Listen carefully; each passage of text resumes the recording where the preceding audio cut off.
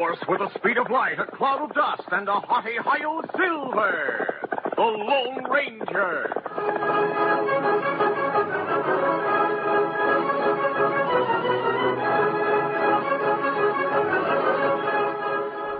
Hi, Ike Engelbaum, publisher of the American Senior Gazette, with a real exciting moment from the past. If you are anywhere over 50 years old, or possibly even younger, and that's part of the reason in Lake Orion they're going to be doing Reliving Lone Ranger Days. And they have a whole bunch of facilities, actually, that are going to be participating, in human beings and seniors, and it's just going to be a fun event. And with me is Rod Charles, who is chairman of the Lone Ranger Committee. Is that right? Yes, sir. Ike. Wow, you're a chairperson. Yeah, pretty impressive, I know. And Mark Thurber, you are the official treasurer for Lake Orion, right? That's right. So you must have a lot of money. You don't have any free samples with you today, do you? You know, I left them all back at the office. I don't know how that could be. Well, I got to give you credit. It's really fun to meet a reenactment of the Lone Ranger, and I understand you put on a play that really went over great, and you were the Lone Ranger, is that right? Well, I didn't put on the play. But you were the Lone Ranger. Yeah, that's true. That's true. I serve as on the Senior Advisory Council here in Lake Orion, and when the whole Lone Ranger project came up, I kind of introduced it to the seniors, and boy, they got very excited about it, and parlayed it right into reenactment of one of the episodes, and I hope it's one of many. And they asked me to be Lone Ranger. It wasn't something I was really comfortable with, but it looks as though everything turned out A-okay. Yeah, right. Well, we really got some terrific feedbacks on it, and I'd like to get some more of the background as far as being the chairperson, Rod Charles. What were some of your responsibilities that you had to get involved with? Well, Ike, the first responsibility was, to use an old phrase, seize the opportunity. When I first heard about the fact that the Disney Corporation had this big movie coming out with Armie Hammer and Johnny Depp, and say this is a great opportunity to piggyback on the cloud of the Disney Corporation for the communities here. And then the second part was to engage people like Mark here and say, hey, here's a great opportunity, let's get involved and let's have some fun things for the community. So right. Fortunately, people like Mark listened to me, and we've got some great things going on. Right, you're going to have a parade and, of course, the show itself.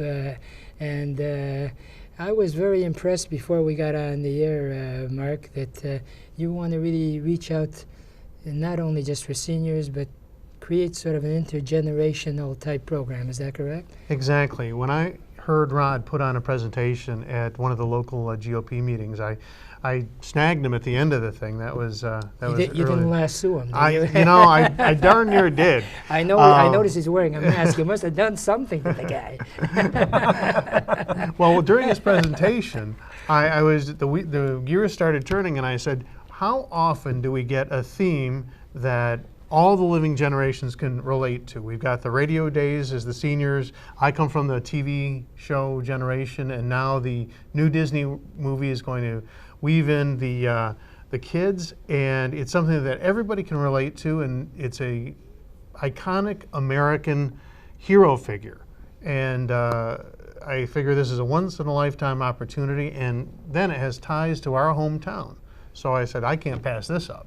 Right. Well, we are going to have someone that actually lived next door to the Lone Ranger's son after we take our break. But I am impressed with the enthusiasm that you have with the seniors. We were talking before we got on the air that you were amazed as to what response you got from the Lake Orion Seniors Group. Is that correct? Oh, that's right. And it's not my enthusiasm. I simply introduced the idea, and they just fell in love with it right away. And it was their enthusiasm that fueled me and helped me work with Rod and get some of these other events going. That's such a fun thing, and I remember in my younger years, this goes back way back last century, we had the old-time radio where it was a floor model, none of this transistor stuff, and the highlight of my week was Wednesday night. I'd lie down on the floor and have my ear against the radio and listen to those great days. And I understand you made a good Lone Ranger, and we're going to actually show a clip of what the play, or actually the reenactment, was all about. Give up, Shelby. The Lone Ranger was counting the shots, so he knew the killer's gun was empty. So he brought the racing Silver close to the Palomino. Then he grabbed Shelby. Get off me, let me go. Both men hit the ground as Silver and the well-trained Palomino slowed to a halt. The Lone Ranger leaped to his feet. On your feet, Dade. I have a new score to settle with you, killer. What are you talking about? Clarabelle Hornblow and Thunder Martin are friends of mine. Clarabelle's wrists are burned, and she was hurt in a fall because of you. Now wait a minute, mister. I didn't know. Then without warning, Shelby swung and the blow missed the masked man's chin and struck his shoulder. Then before he knew what happened, the Lone Ranger drilled a fist into Shelby's stomach. As he slumped forward, another blow hooked his chin and the killer went down. Shelby was no match for the irritated champion of justice. And that was really interesting, and I just wondered, as far as your feelings, all of a sudden you put on a mask.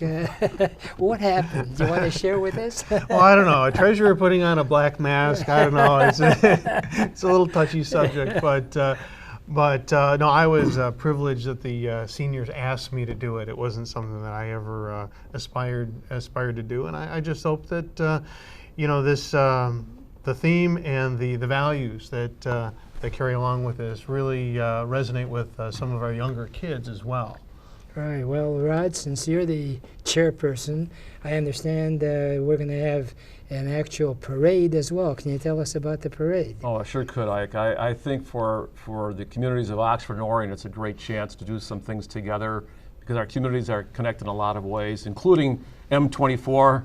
Yeah. But I, as Mark just indicated, I think the opportunities here, we've got a person, Brace Beamer, who is well known throughout the world, who lived in our community, so we have that local hero connection. We have this, as Mark said too, the idea of the values, the good guy, the search for justice.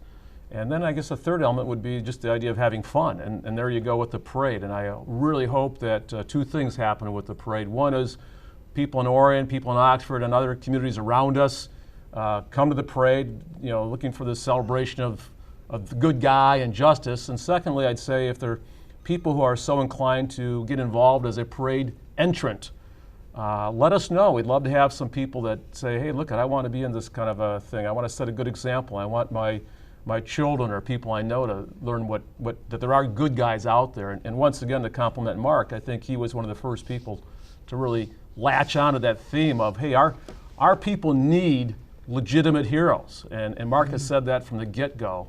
And here's this opportunity. In fact, this morning, a friend of mine who lives in Orion contacted me, and he had said that his son, who's 14 years old, is in a youth organization in Orion, and he said, I want to see if the director of that youth organization wants to be in the parade because I want my son to get involved with these kind of ideas. So I think that's what we can do with this.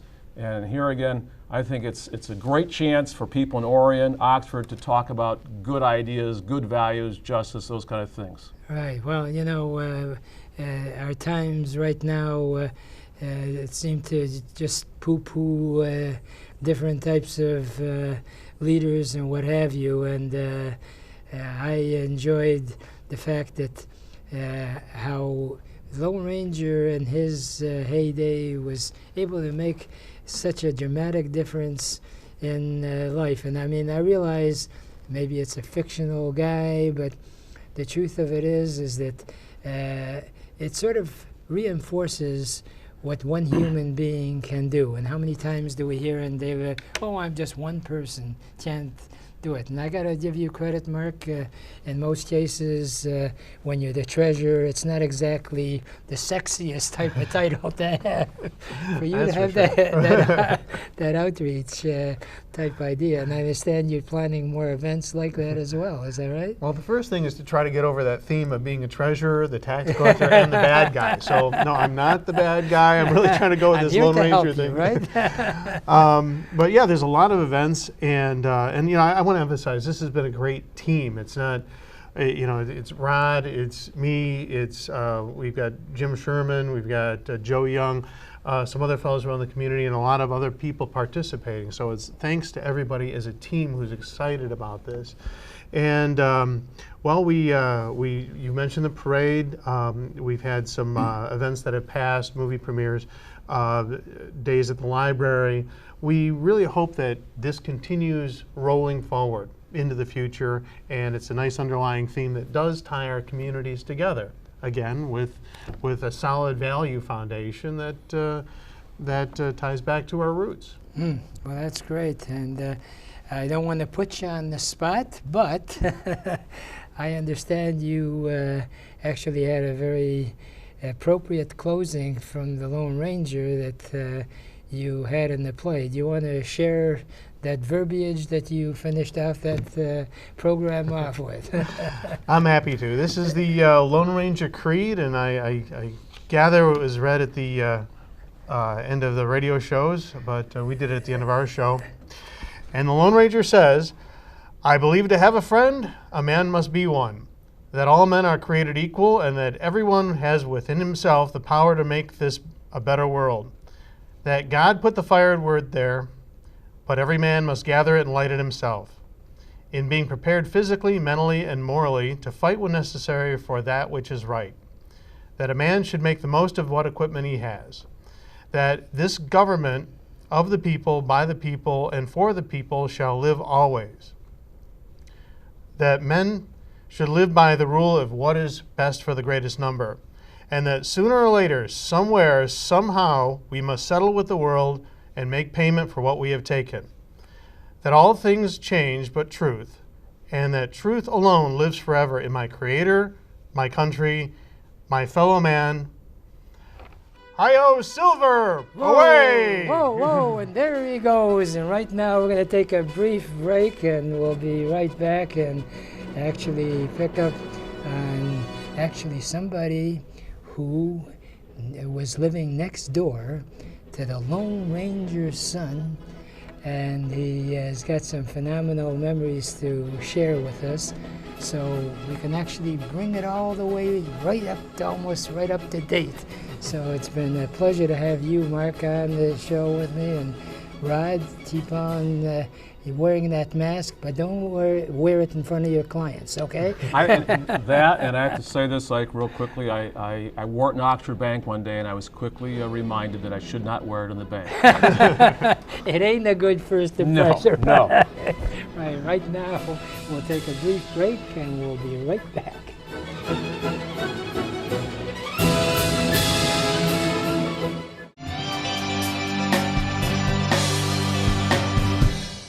Hi-ho, Silver! On Tuesday, July 2nd, Lake Orion and Oxford joined forces for the kickoff of Lone Ranger Days, a series of events scheduled to coincide with the 80th anniversary of the debut of the Lone Ranger radio program on Detroit radio station WXYZ.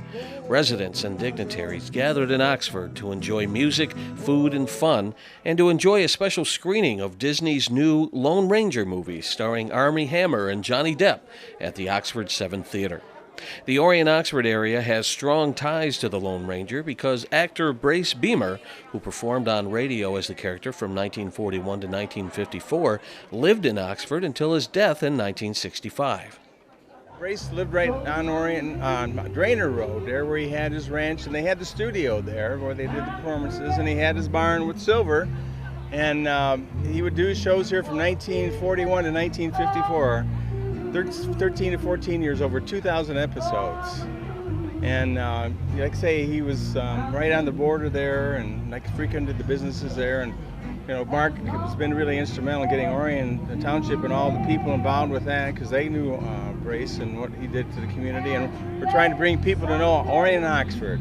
Come on out. We're not out in the country like a lot of people think we are. We're 6 and 9 miles from the palace. So it's not country, but we do have country here. We got country music. We got a lot of equestrian people out here as well. And Brace, of course, brings with the greatness of what his creed was, and the good guy with the white hats, and we're looking to bring that back, that morality and ethics back. And tonight you'll hear the Lone Ranger Creed, which even today is totally applicable. Orion Township Treasurer Mark Thurber was instrumental in organizing Lone Ranger Days events and even voices the Lone Ranger in a special recreation of an episode of the Lone Ranger radio program. The Lone Ranger theme really spans all living generations. It's the radio days are the seniors. I'm from the TV era, and hopefully now the new movie captures the kids. And it's a wholesome American hero figure for generations to look up to. So we're hoping this is an annual event, a string of events tied to our community. Lone Ranger Days will culminate with a festival and parade on Saturday, August 3rd to coincide with the annual Celebrate Oxford event. The parade will begin at 11 a.m. If you're interested in taking part, be sure to visit celebrateoxford.com for more information. In Oxford, this is Joe Johnson reporting for ONTV News.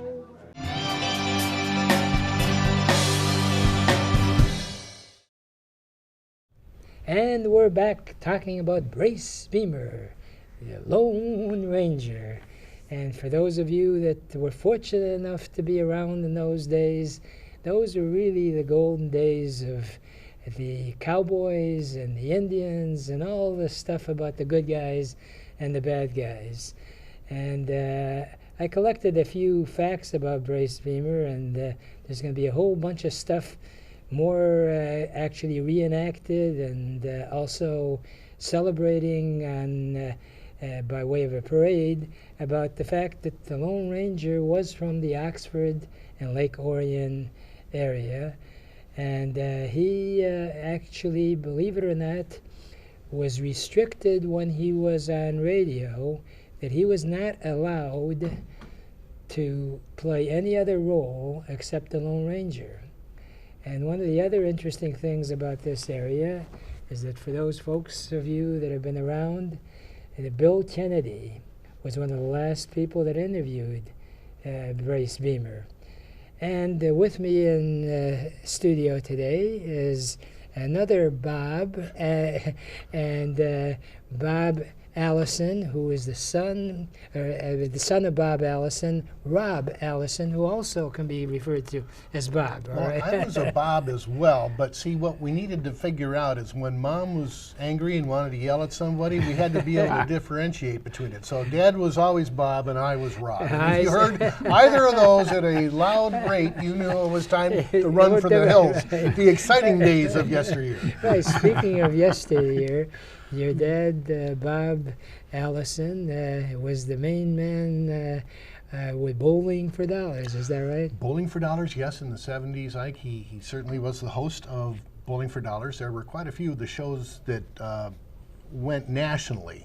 You know, the cities that had a franchise for it all had a different host. But Dad was the one that they used to show the other ones how to do the show. And as a matter of fact, he had won an award. It was the first time that a local generated show had gone up against a national show in the ratings, in the Nielsen's, and won. Wow. So he got an award for that. He was awfully proud of that. Yeah, well, I'm privileged to know him as a friend. Absolutely. And, you know, he did that show for several years, but for the last 50 years, he's been doing the Ask Your Neighbor radio program here in Detroit, which I'm the new kid on the block. I've only been there for 17 years, and I still feel like the kid. Well, you is a kid. I is.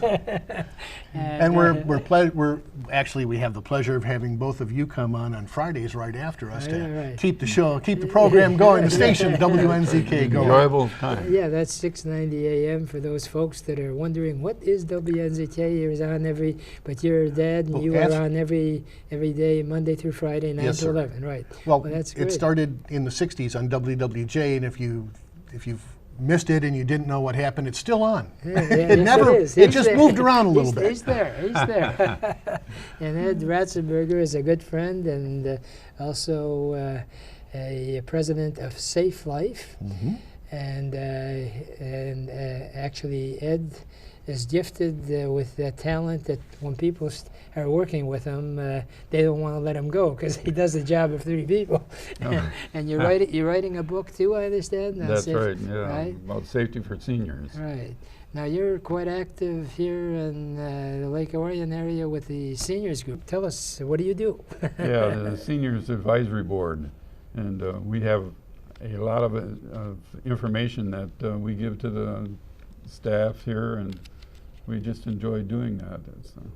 It's a great board. There's a bunch of people that are dedicated to making sure that the seniors have good programs here, and they just add their advice, to the different programs that are going on. The Senior Center really has a lot of activities going on here. Mm-hmm. There's all kinds of trips. They have an exercise room downstairs that's people really enjoy doing, and there's a lot of seniors taking advantage of it. They have a library. There's computer training classes. There's a radio program that I can't think of I lost a word. But they also have a dance studio, and the bingo goes on. There's just all kinds of activities that the seniors perform. Well, I'll tell you, being involved with a lot of seniors and being one, I can't stress the importance of staying active and getting involved. And you were quite instrumental in putting on that reenactment of the play of the Lone Ranger that was shown, which is terrific. But you, Mr. Rob Allison, were fortunate enough to be next door neighbor to the Lone Ranger's son, also a Bob, right? And I didn't even know it. Although Ed did allow me to take a look at that script, and it just, what a great job. You guys do a wonderful job. Thank you. And I had grown up in Detroit. I have two brothers, and Dad had brought home a Lone Ranger album when we were awfully small. And he said, "This is what you missed." Because we were watching the television version. Right. And we played the grooves out of that. It was just so well done, and the visuals that you make in your head, as Dad used to say, the theater of your mind. Right. And it was so much. Yeah. It did so much better. Right. And we played the grooves out of that. So I was a big fan of the Lone Ranger. But you. And then we got moved out to Oxford on Drainer Road, and while we were waiting for a house to be there, the church that I went to, they let us use the house that was on the property for the church camp that I'd been going to since I was a little kid. Fort Street Presbyterian Church had Clear Lake Camp out on Drainer Road. So we were staying there, and all of a sudden we heard just up the road, the Lone Ranger was there. Oh boy. So I kind of gravitated towards that and thought I was meeting the Lone Ranger. And there was a horse there named Silver, and I did get to pet it, and we became friends. And matter of fact, he would let us use his boat, the rowboat, and give us some poles to go fish with, and even some bait if we needed it. Is that right? Didn't really get much better than that. Always a friendly smile. Always just so nice. It's like the feeling of when you meet, if you've had the opportunity to meet Ernie Harwell. That same kind of warmth that Ernie had. You just felt you were the most important person on the planet when you got to be around him. Isn't that wonderful? That is a gift that we many times overlook. Indeed. Especially now we're living in this high-tech world where people are just texting, and I mean, one of the most frustrating things I see today is when you go to a restaurant and you have 4 people sitting supposedly having dinner together. Each person is on their own. Yeah, their Where's tablet that or their warmth, phone that or getting whatever. back? By the way, that rowboat wasn't called Silver, was it? No, no, no. No, there was a horse there. It was an aluminum boat. But yeah, I know what you mean. It's, you know, sometimes you want to harken back to the days where everyone knew their neighbors and Yes. you could count on them and say, Right. "Hey Ed, how are you doing? Ike, it's darn good to see you." Right. And you know, that's something that's probably Right. becoming a lost art, and let's hope that Right. that we fix that. Well, your dad and you are, don't you have the program Ask Your Neighbor? That's what the radio is all about. You know, that's the concept of the show. I'm glad you asked that. Right, right. What we are is basically an electronic fence. You remember when Grandma or Mom used to go back with the neighbors into the fence and Right. say, "Hey, what's that recipe you had for the pineapple sideways upside down cake?" And she Right. said, "Well, I have that for you, and I'll get that for you. And, hey, do you know how to get that stain out?" Well, that's basically what we're doing, but we're doing it with a community that goes down to the Toledo, Sylvania area, out to Jackson. I think sometimes on good days we get out towards Cleveland. Wow. And up north, you're never sure how far the signal's going, but we get Quite an we array. get pretty far up there as well. Well, you know, it's a on great community. Yeah, no, neighborhood. on a private basis, I think one of the things that, while I walk the face of the earth, that I want to try to promote is having conversations over coffee or at a restaurant. Since we don't have the alleys like we used to behind the homes, that doesn't mean we can't see eyeball to eyeball, and that's one of the reasons that I enjoy getting together with you. And Ed, you've been involved with so many different senior projects. I understand that you're planning some other radio type stuff. Is that right? Well, that's right. You know, a few months back, I told the group, the advisory board, that I had 20,000 radio programs and some scripts, and they said, "Oh, that's great," you know. And I said, "We ought to do a radio show." So we talked about the Bickersons and, yes. and Gracie, you know, just a lot of them. Jack Benny's show, and one day Mark came in, and Mark Thurber came in, and said the Lone Ranger thing is happening, you know, in Oxford and Lake Orion. And so I said, "Well, I'll get some scripts," and so we did. We looked at the scripts, and we took advantage of them, and we came up with this script, Trouble at Rafter H. And so we revised it, you know, to cut it down a little bit. And we had some great volunteers, and actually the city council people, city trustees, Penny Schultz, the clerk, and Mark Thurber, the treasurer, and Chris Barnett, the supervisor, volunteered to do this, and Joe Johnson from ONTV.